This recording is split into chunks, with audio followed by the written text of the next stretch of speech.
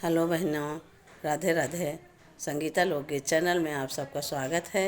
चलो बहनों, आज आप सबके लिए एक सुंदर सा बढ़िया सा भोले बाबा का बियाह ललनवा गीत, जैसे हम सब अपने लड़का बच्चा के बियाह गीत गाई थे बहनी, वैसे चला भोले बाबा को तो विवाह शिवरात्रि नज़दीक आवत है तो गावा जाए और आनंद लिया जाए।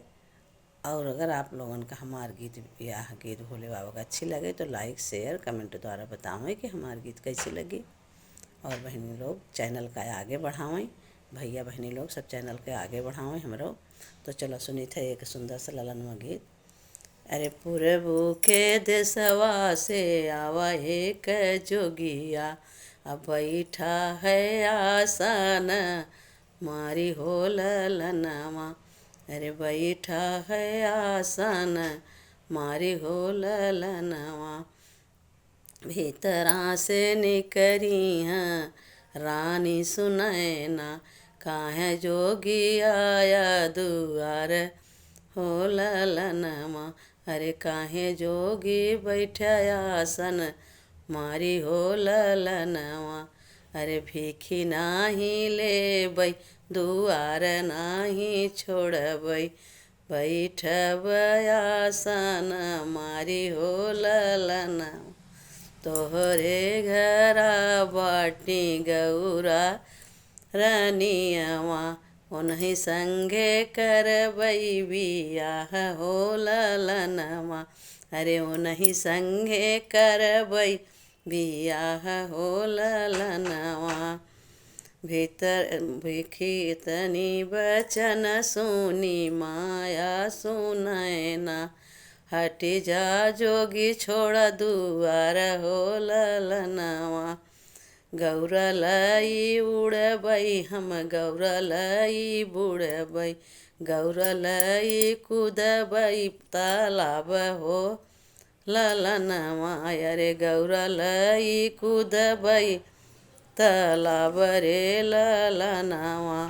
अपने नी गौरा का हम ना बियाहबै, चाहे गौरा रही कुंवर हो ललनवा। अरे चाहे गौरा रही हैं कुंवारी हो ललनवा।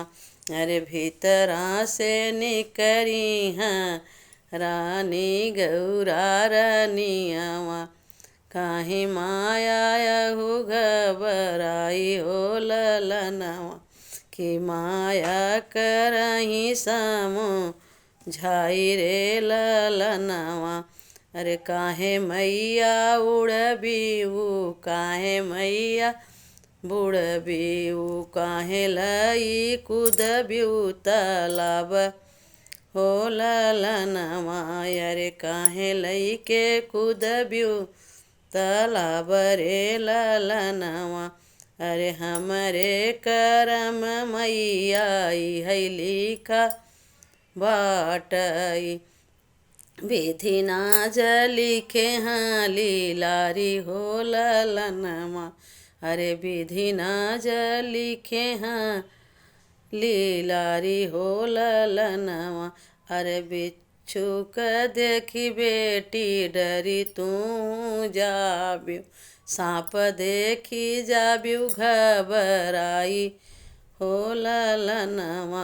अरे सांप देखी जाब्यू घबराई हो ललनवा।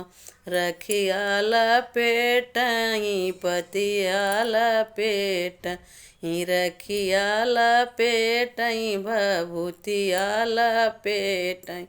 एक देखी जे जाब्यू डेराई हो ललनवा। अरे एक देखी जाब्यू डेराई हो ललनवा।